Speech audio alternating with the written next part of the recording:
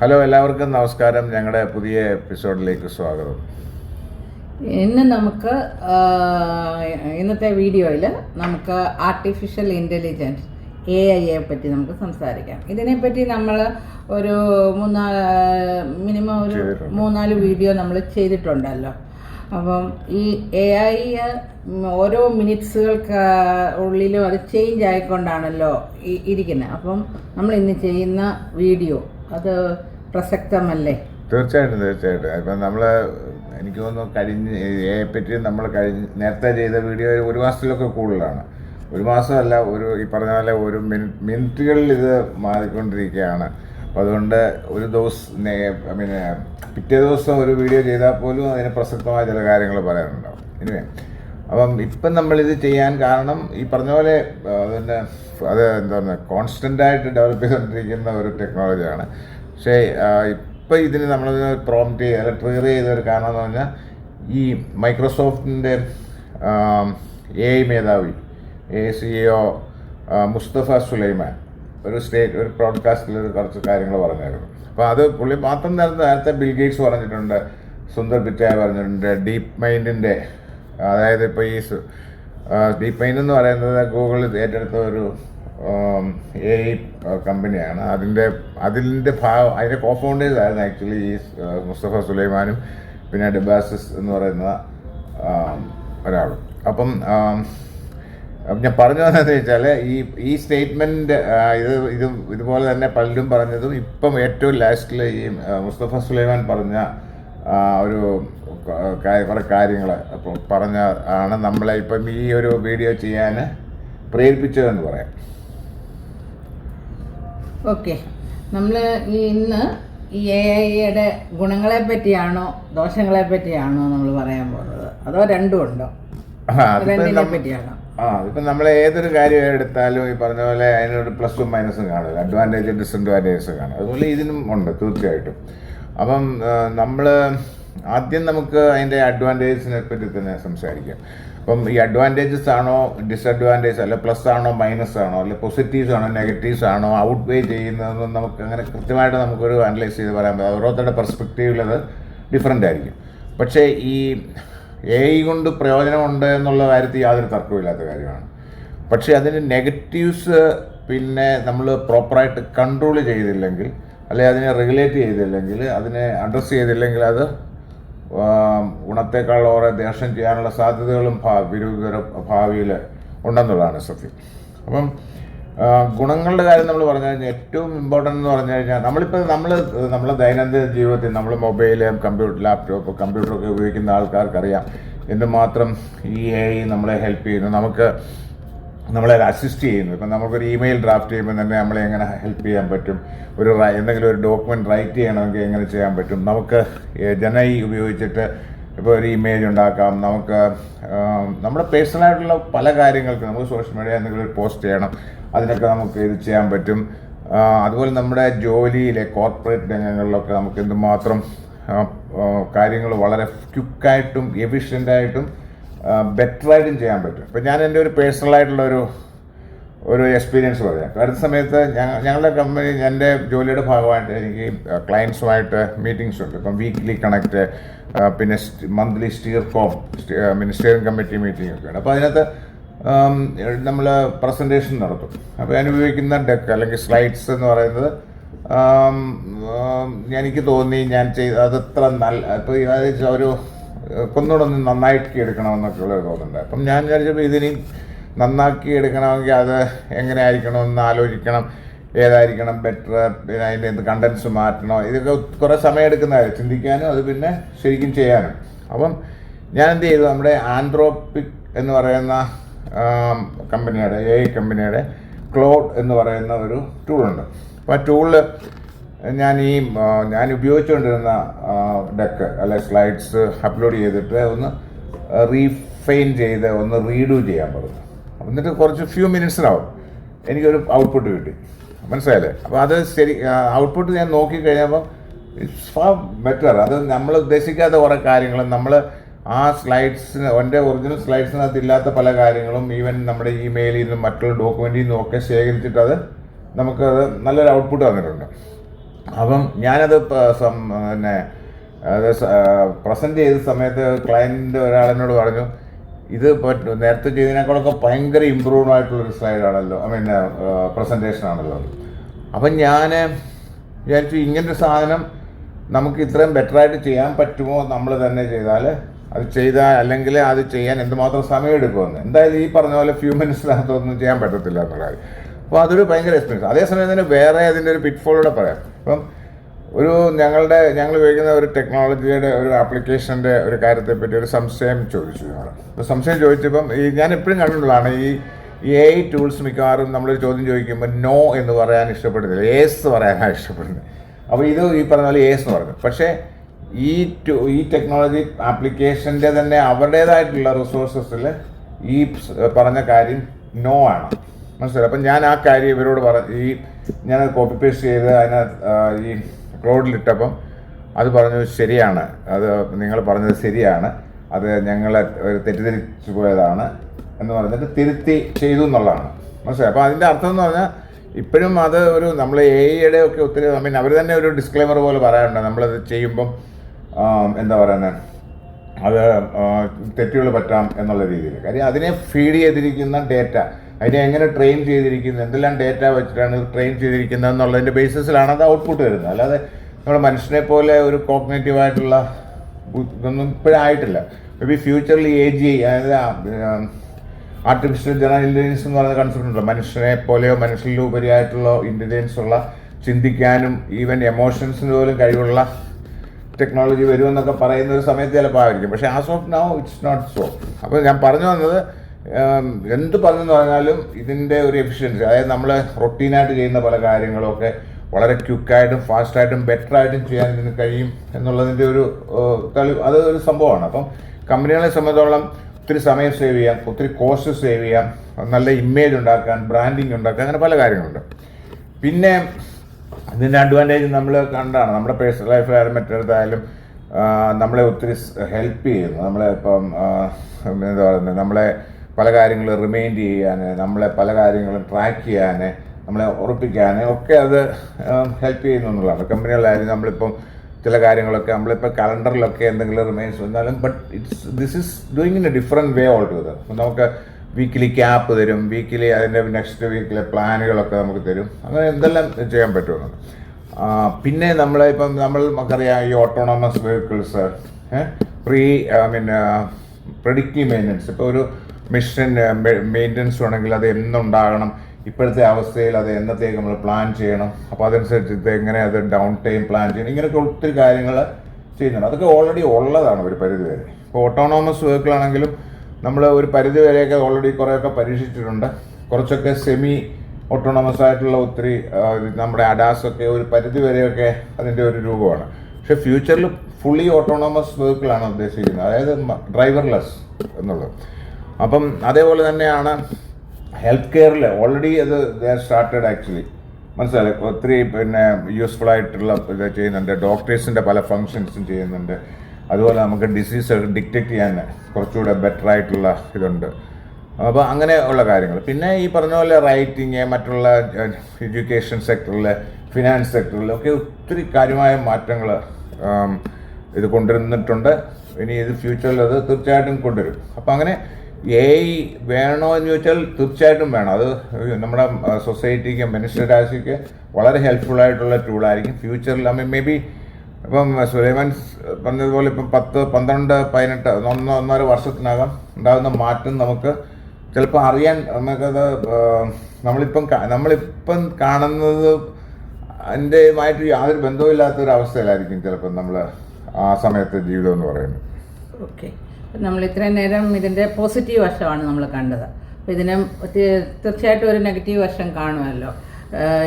അത് പ്രത്യേകിച്ചും നെഗറ്റീവ് ആയിട്ട് എടുത്തു പറയാനുള്ള ഒന്നാണ് ഈ ജോബ് മേഖലയിൽ ഒരുപാട് പേർക്ക് ജോലി നഷ്ടപ്പെടുന്നതായ അവസ്ഥകൾ. അതുപോലെ തന്നെ ഇങ്ങനെ ഈ AI മനുഷ്യനെ ടോട്ടലി കൺട്രോൾ ചെയ്താൽ, അപ്പോൾ അങ്ങനെയുള്ള ഒരവസ്ഥ, അതായത് മനുഷ്യനെ നിയന്ത്രിക്കുന്നതായ ഒരവസ്ഥ വന്നാൽ എങ്ങനെയിരിക്കും? അതെ അതെ, അതാണ് അതിനകത്ത്. ഇപ്പം നെഗറ്റീവില് ഒത്തിരി പോസിറ്റീവ് പറഞ്ഞ പോലെ കുറേ നെഗറ്റീവ്സ് ഉണ്ട്. അപ്പം നമ്മൾ ഇന്ന് ആക്ച്വലി പറഞ്ഞ ഈ സുലൈമാൻ, മുസ്തഫ സുലൈമാൻ പറഞ്ഞതിൻ്റെ ബേസിക് ആയിട്ടുള്ള കാര്യം, അല്ലെ അതിൻ്റെ കോറായിട്ടുള്ള കാര്യം എന്നതാണ് 12-18 വർഷത്തിന് മാസങ്ങൾക്കകം പല ജോലികളും ഇപ്പം തന്നെ ഓൾറെഡി കുറേ റൊട്ടീൻ ജോബുകൾ, കുറേ എന്താ പറയുക, വളരെ റൂൾ ബേസ്ഡ് ആയിട്ടുള്ള പല ജോലികളും ഇപ്പോൾ ഏറ്റെടുത്ത് കഴിഞ്ഞിരിക്കുന്നു. ഇപ്പം എന്താ പറയുക, കസ്റ്റമർ സപ്പോർട്ട്, അങ്ങനെ ഒത്തിരി, അതുപോലെ കോൾ സെൻറ്റർ വർക്കുകൾ, ലോഡ് ഓഫ് അക്കൗണ്ടിങ് വർക്കുകൾ അങ്ങനെയൊക്കെ ചെയ്യുന്നുണ്ട്. പക്ഷേ ഇത് പൂർണ്ണമായിട്ടും ഈ അക്കൗണ്ടിങ് മേഖല, ലോയറുടെ ജോലികൾ, ഹെൽത്ത് കെയറിലെ ജോലികൾ, മനസ്സിലായില്ലേ, ഇങ്ങനെ അത് കോഡിങ്, പ്രോഗ്രാമിംഗ് തന്നെ ഓൾറെഡി ഒത്തിരി പ്രോഗ്രാമിംഗ് വർക്കുകൾ, കോഡിംഗ് വർക്കുകൾ ഇപ്പം ചെയ്യുന്നുണ്ട്, മനസ്സിലായില്ലേ. അപ്പം ഇങ്ങനെയുള്ള ജോലികളൊക്കെ പലതും നഷ്ടപ്പെടും. അതായത് കമ്പ്യൂട്ടർ ഉപയോഗിച്ച് ചെയ്യുന്ന, ഇപ്പോൾ പ്രൊജക്ട് മാനേജർ, ഇങ്ങനെ കമ്പ്യൂട്ടർ ഉപയോഗിച്ച് ചെയ്യുന്ന പല ജോലികളും നഷ്ടപ്പെടാൻ മാറില്ല. പക്ഷേ കമ്പ്യൂട്ടർ നമ്മൾ വിചാരിക്കും കമ്പ്യൂട്ടർ ഉപയോഗിക്കുന്ന മാത്രം അല്ല, അപ്പം ഈ കായികമായിട്ട് ചെയ്യുന്ന ജോലികളും ചെയ്യും. അതാണല്ലോ റോബോ എന്ന് പറയുന്നത്. അതായത് AI ആണല്ലോ റോബോ എന്ന് പറയുന്നത്. അതിൻ്റെ ഒരു ഫിസിക്കൽ രൂപമാണ്. അപ്പം ഈ ഫിസിക്കലായിട്ട് ചെയ്യുന്ന ഫാക്ടറിയിലെ വർക്കുകൾ, അപ്പോൾ അതാണല്ലോ ഓട്ടോണോമസ് ഫാക്ടറി എന്ന് പറയുന്നത്. ഒരു മനുഷ്യനും ഇല്ലാതെ ഈ റോബോകൾ കൊണ്ട് മാത്രം വർക്ക് ചെയ്യുന്ന ഇതാണ് ഓട്ടോണോമസ് ഫാക്ടറി എന്ന് പറയുന്നത്. അപ്പോൾ ഇതൊക്കെ ഇങ്ങനെയുള്ള എല്ലാ മേഖലകളിലും ജോലി നഷ്ടപ്പെടാനുള്ള സാധ്യത. അതിനെപ്പറ്റിയാണ് നമ്മൾ കൂടുതലും പറയുന്നത്. അതിൻ്റെ ഒരു കുറേ കാര്യങ്ങൾ പറയുന്നതിന് മുമ്പേ മറ്റ് പ്രത്യേകമായിട്ടുള്ള ഇപ്പം ചില നെഗറ്റീവ്സ് പറഞ്ഞാൽ AI ക്യാൻ ബി ബയസ്ഡ്, അൺഎത്തിക്കലാകാം. ഇപ്പം ബയസ്ഡ് എന്ന് പറഞ്ഞാൽ എന്താണ്? ഇപ്പം നമ്മൾ ഈ AI ഡെവലപ്പ് ചെയ്യുന്ന ആൾക്കാർ മനുഷ്യരാണ്. അപ്പോൾ അവർക്ക് അവരുടേതായിട്ടുള്ള ചില ബയസ്ഡ് ആയിട്ടുള്ള ചിന്താഗതികളാണ്, മനസ്സിലായി. Gender bias, religious bias, geographical bias, language bias, അങ്ങനെ ഒത്തിരി കാര്യങ്ങൾ. അപ്പം ഈ അവരുടെ മനസ്സിലുള്ള അവരുടെ ഒരു ബയസ്ഡ് ആയിട്ടുള്ള മൈൻഡ് ഇതിനകത്ത് റിഫ്ലക്റ്റ് ആവും. അപ്പോൾ അങ്ങനെ റിഫ്ലക്റ്റ് ആകുമ്പോൾ എന്ത് പറ്റും, പല രീതിയിലും നമ്മൾ ഇപ്പം ഹയറിങ്ങിന് ഉപയോഗിക്കുമ്പോൾ, അതായത് റിക്രൂട്ട്മെൻറ്റ് പ്രോസസ്സിനൊക്കെ ഇത് കണ്ടമാനം ഉപയോഗിക്കുന്ന കാര്യങ്ങളാണ്. അതുപോലെ തന്നെ പിന്നെ ലെൻഡിങ്, അതായത് ലോൺ അപ്രൂവൽ, റിപ്ലേസ്മെൻറ്റ്, അതുപോലെ വേറെ കാര്യങ്ങളിലൊക്കെ ഇത് ബയസ്ഡ് ആയിട്ടുള്ള ചില ഔട്ട്പുട്ട്സ് തരും. ഇപ്പം ചിലപ്പം ഒരു ഫോർ എക്സാമ്പിൾ ഞാൻ പറയാം. ഇപ്പം ചില ജോലികൾ ഇപ്പോൾ ഒരാൾ ഈ ഇതിനെ ഇൻഫ്ലുവൻസ് ചെയ്യുന്ന, അതായത് AI ഡെവലപ്മെൻറ്റ് ചെയ്യുന്ന ഒരാളെ, അല്ലെ അതിൽ പ്രവർത്തിച്ച ഒരാൾക്കാർക്ക് ജെൻഡർ ബയസ് വന്നിരിക്കുക. ചില ജോലികളെ ഈ ഫോർ എക്സാമ്പിൾ ഫീമെയിൽ ജെൻഡറിനെ കൊണ്ട് പറ്റില്ല, അല്ലെ ബുദ്ധിമുട്ടാണെന്നുള്ളൊരു ഇതിലാണ് അവരിത് ചെയ്യുന്നുണ്ടെങ്കിൽ തീർച്ചയായിട്ടും എന്ത് സംഭവിക്കും, ചില ജോലികളുടെ ആപ്ലിക്കേഷൻസ് വരുമ്പോൾ ആ പ്രൊഫൈല് ഇത് വെച്ചിട്ട് റിജക്റ്റ് ചെയ്യാനുള്ള, ഫീമെയിൽ ആപ്ലിക്കേഷൻസ് റിജക്റ്റ് ചെയ്യാനുള്ള, അങ്ങനെ ഓരോ കാര്യങ്ങളും. അതുപോലെ തന്നെയാണ് ചില റേഷ്യൽ ബേസിസിലൊക്കെ ചില കാര്യങ്ങൾ തീരുമാനിക്കുക, ഇപ്പോൾ ലോൺ അപ്രൂവൽസ്, ഇങ്ങനെയൊക്കെ ഒത്തിരി കാര്യങ്ങൾ. അപ്പം അങ്ങനെയുള്ളൊരു പ്രശ്നമുണ്ട്. പിന്നെ രണ്ടാമത് ഈ സൈബർ അറ്റാക്സിന് കൊണ്ടുപോകാനും ഇത് ഉപയോഗിക്കും. നമ്മൾ കണ്ടിട്ടുള്ളതാണ് ഇത്. നമ്മളുടെ രൂപവും ഭാവവും നമ്മുടെ വോയിസും ഒക്കെ ക്ലോൺ ചെയ്ത് അതേപോലെ ഇമിറ്റേറ്റ് ചെയ്ത് നമ്മളെ ചെയ്യാൻ പറ്റുന്ന രീതിയിലുണ്ട്. പിന്നെ രണ്ടാമത് ഡീപ് സേക്ക്, അതായത് ഇല്ലാത്ത നമ്മൾ തന്നെ ഇപ്പം സോഷ്യൽ മീഡിയയിലൊക്കെ കണ്ടാൽ നമുക്കറിയാം, ചില പിക്ചേഴ്സ് കണ്ടു കഴിഞ്ഞാൽ അത് AI ഉണ്ടാക്കിയതാണോ ഒറിജിനലാണോ എന്ന് നമുക്ക് സംശയം തോന്നുന്ന രീതിയിലാണ്. ഇപ്പം പിന്നെയും ഒരുവിധം മനസ്സിലാകണമെങ്കിൽ ഫ്യൂച്ചറിൽ അതിൻ്റെ ലൈൻ വളരെ കുറവായിരിക്കും, എന്ന് പറഞ്ഞാൽ ഭയങ്കര ബുദ്ധിമുട്ടായിരിക്കും മനസ്സിലാക്കാൻ. അപ്പം ഈ ഇല്ലാത്ത കണ്ടന്റുകൾ ഉണ്ടാക്കുക, അതുകൊണ്ട് കള്ളം പറയുക, എന്നിട്ട് പൊളിറ്റിക്കൽ പാർട്ടികളൊക്കെ മറ്റെതിരാളികൾക്ക് എഗൻസ്റ്റ് എടുത്ത് ഉപയോഗിക്കുക, അവരുടെ കാര്യങ്ങൾ മറച്ചു വെക്കുക, പിന്നെ പല കാര്യങ്ങളിലും അത് ഉപയോഗിക്കപ്പെടാനുള്ള സാധ്യത. അതുകൊണ്ട് മനുഷ്യനെ എന്ത് വിശ്വസിക്കണം, എന്താണ് സത്യം എന്നറിയാൻ വയ്യാത്തൊരവസ്ഥയിലേക്ക് കാര്യങ്ങൾ പോകും. പിന്നെ മനുഷ്യനെ ഈ പറഞ്ഞ പോലെ മനുഷ്യൻ്റെ കോഗ്നേറ്റീവായിട്ടുള്ള കഴിവുകളെ ഇത് ബാധിക്കുന്നുള്ളതാണ്. കാര്യം ഇവർ മോർ ഓഫ് ഈ ഇതിനെ ഡിപ്പെൻഡ് ചെയ്യുന്നതുകൊണ്ട് അവർ പിന്നെ എന്താ പറയുന്നത്, ആ ഡിപ്പെൻഡൻസി കൊണ്ട് അവർക്കൊന്നും ചെയ്യേണ്ടാത്തൊരവസ്ഥയാവും. എല്ലാം ഈ പറഞ്ഞ പോലെ AI ചെയ്തോളും എന്നുള്ള ഒരു അവസ്ഥയിലേക്ക് വരുമ്പോൾ അവരുടെ കഴിവുകൾ, അവർക്കുള്ളാവുന്ന ക്രിയേറ്റിവിറ്റിയൊക്കെ, അല്ലെങ്കിൽ അവരുടെ കോഗ്നേറ്റീവ് ചിന്താഗതിയൊക്കെ ഡിമിനിഷ് ചെയ്യും. മനുഷ്യൻ കൂടുതൽ ലേസി ആവുന്നതാണ്. പിന്നെ ഏറ്റവും നല്ലത് ഓട്ടോണോമസ് വെപ്പൺ ഉപയോഗിക്കുക, ഇല്ലീഗൽ ആക്ടിവിറ്റീസിന്, ടെററിസം, ഇങ്ങനെയൊക്കെയുള്ള കാര്യങ്ങൾക്കൊക്കെ ഈ AI ഉപയോഗിക്കാനുള്ള സാധ്യതയുണ്ട്. ഞങ്ങൾ ഫോക്കസ് ചെയ്യാൻ ഉദ്ദേശിച്ചു, ഇത്രയും പറഞ്ഞെങ്കിൽ ഏറ്റവും ഫോക്കസ് ചെയ്യാൻ ഉദ്ദേശിച്ച ഒരു കാര്യം എന്ന് പറഞ്ഞാൽ ഈ പറഞ്ഞ പോലെ ഈ ജോലികൾ നഷ്ടപ്പെടുന്ന ഒരു അവസ്ഥയെ പറ്റിയാണ്. ഇപ്പം ജോലികൾ നഷ്ടപ്പെട്ടു കഴിഞ്ഞാൽ ആ ജോലികൾ നഷ്ടപ്പെടുന്ന ആൾക്കാരെ ഇപ്പം നമ്മൾ പണ്ട് പറയും ഇൻഡസ്ട്രിയൽ റവല്യൂഷൻ നടന്നപ്പോൾ ഇതുപോലെ ഓട്ടോമേഷൻ ഉണ്ടായി, അപ്പോൾ ഒത്തിരി ആൾക്കാർക്ക് ജോലി പോകുമെന്ന് പറഞ്ഞു. പക്ഷേ വേറെ പുതിയ ജോലികൾ ഉണ്ടായി എന്നൊക്കെ പറയുന്നതിനേക്കാളും വ്യത്യസ്തമാണ് ഇപ്പം ചില ജോലികളൊക്കെ ചെയ്യുന്ന ആൾക്കാരെ ഇപ്പം ലെവറേജ് ചെയ്ത് അല്ലെ കൊണ്ട് ഉപയോഗിച്ച് ജോലി ചെയ്യാനുള്ള ഒരു രീതിയിൽ റീട്രെയിൻ ചെയ്യുക എന്നൊക്കെ പറയുന്നത് ചിലപ്പോൾ ബുദ്ധിമുട്ടായിരിക്കും. ഒത്തിരി ഗ്യാപ്പുണ്ട് അവരുടെ സ്കിൽ സെറ്റും അവരുടെ എഡ്യൂക്കേഷനും ഈ ആവശ്യമായ സ്കില്ലും തമ്മിലുള്ള ഗ്യാപ്പ് വളരെ കൂടുതൽ. അത് ഇച്ചിരി ബുദ്ധിമുട്ടായിട്ട് വരും ആക്ച്വലി. അപ്പം ഇങ്ങനെ ആൾക്കാർ ജോലി ഇങ്ങനെ നഷ്ടപ്പെടുന്ന സമയത്ത് പുതിയ ജോലികൾ എന്ന് പറയുന്നത് കുറച്ചുകൂടെ റിലേറ്റഡ് ആയിരിക്കും, അല്ലെ എനേബിൾഡ് ആയിട്ടുള്ളതായിരിക്കും.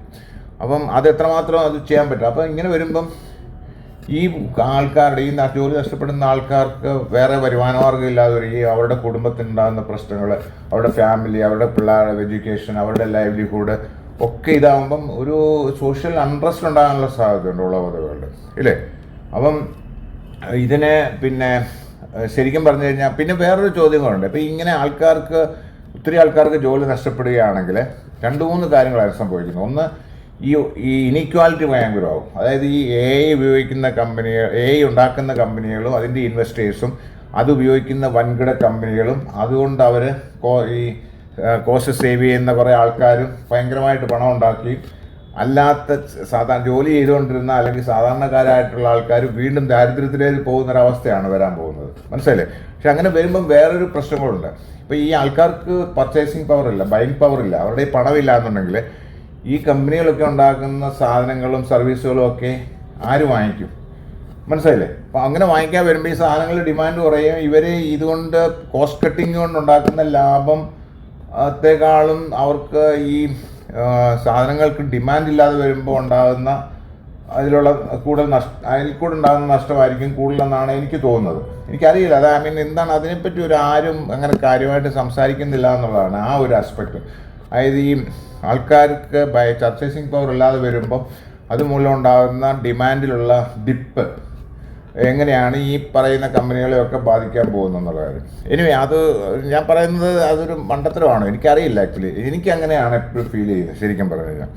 പിന്നെ ഇതിന് നമ്മൾ ചെയ്യേണ്ട ഇപ്പം പലരും പ്രപ്പോസ് ചെയ്തിട്ടുള്ള കാര്യമാണ്. അതായത് ഈ കമ്പനികളൊക്കെ പ്രപ്പോസ് ചെയ്തതാണ് ഈ ഒരു യൂണിവേഴ്സൽ ബേസിക് ഇൻകം എന്നൊരു കൺസെപ്റ്റ്. എന്ന് പറഞ്ഞാൽ ഗവൺമെൻറ് എല്ലാ മനുഷ്യനും ഒരു യൂണിവേഴ്സൽ മിനിമം ഇൻകം കൊടുക്കണം.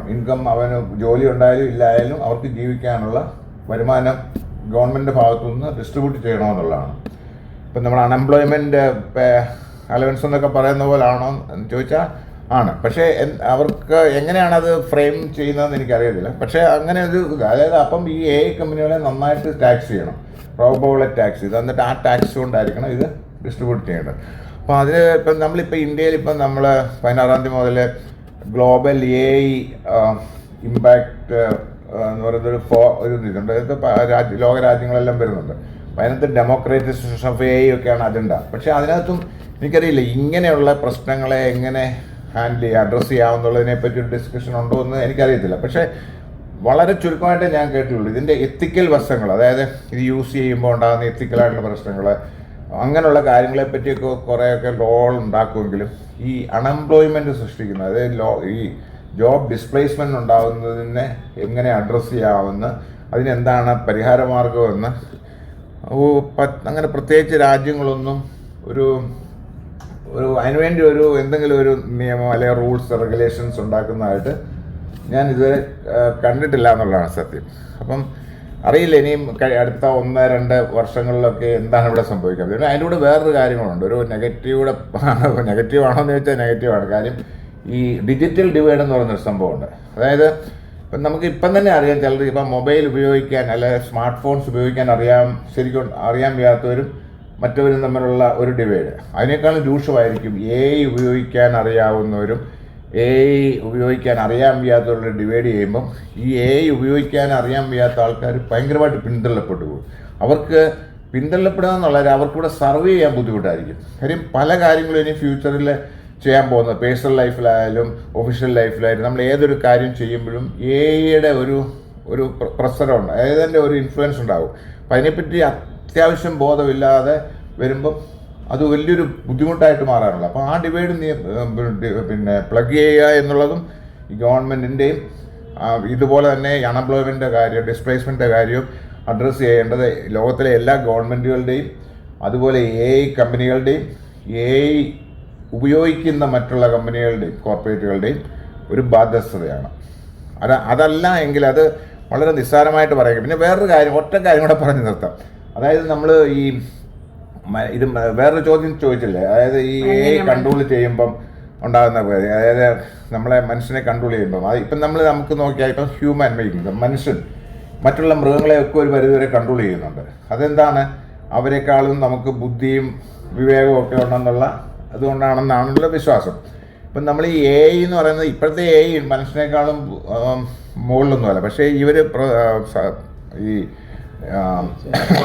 ആലോചിക്കുന്ന AGI, ആർട്ടിഫിഷ്യൽ ജനറൽ ഇൻ്റലിജൻസ് എന്ന് പറയുന്ന ഒരു കൺസെപ്റ്റ് വരുവാണെങ്കിൽ അത് മനുഷ്യനെ ഈക്വലായിട്ടോ മനുഷ്യനും മുകളിൽ ബുദ്ധിയുള്ള ഒരു ടെക്നോളജിയാണ് ഉദ്ദേശിക്കുന്നത്. അപ്പോൾ അങ്ങനെ ഒരു സംഭവം വന്നു കഴിഞ്ഞാൽ അത് ചിലപ്പം മനുഷ്യൻ പറയുന്നത് കേൾക്കുമോ, മനുഷ്യന് കമാൻഡ് ചെയ്യാൻ പറ്റാതിരിക്കുമോ, മനുഷ്യന് കൺട്രോൾ ചെയ്യാൻ പറ്റാത്തൊരവസ്ഥ വരുമ്പോൾ ആ മെഷീൻസ് ആക്ച്വലി അതല്ലെങ്കിൽ ഈ ആർട്ടിഫിഷ്യൽ ഇൻ്റലിജൻസ് എന്ന് പറയുന്ന ടെക്നോളജി നമ്മളെ കൺട്രോൾ ചെയ്യാൻ തുടങ്ങുമ്പം അതൊരു അതിഭീകരമായ അവസ്ഥയായിരിക്കും.